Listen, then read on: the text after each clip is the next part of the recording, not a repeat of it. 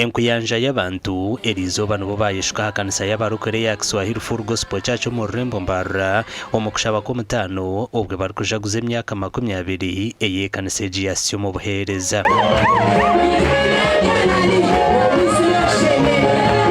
okushaba oku kwebembirwe Bishop wa Makerere Full Gospel Church Fred Wantante.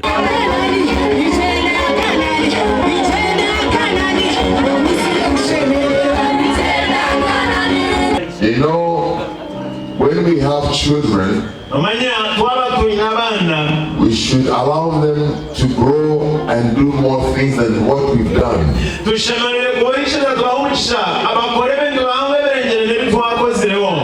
stand on our shoulders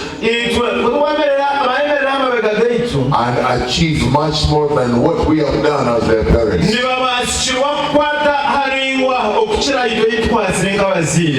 You want to marry who you want. You want to eat when you want.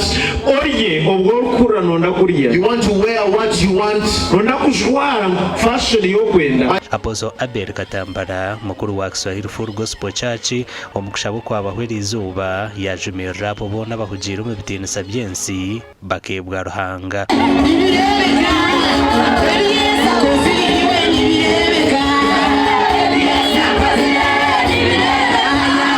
From the first have gotten into the world and it's they follow the honor and titles.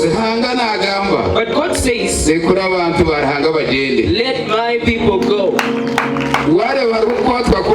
If you find any bondage, behind every bondage is normally the devil. Bamumba kulisita yabahika kushaboku basima Ruhanga.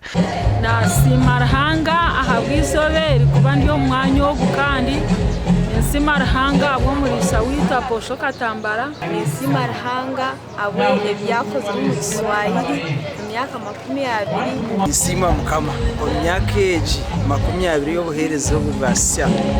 Nsima embabazi zemerize obuhereza bwitu bwa Kiswahili Full Gospel Church abwa Ruhanga nembabazi ziyabase kuteka araposo Abel Katambara n'umucyara wose Rotina buzima kureba ngutika akuzaguza imyaka 20.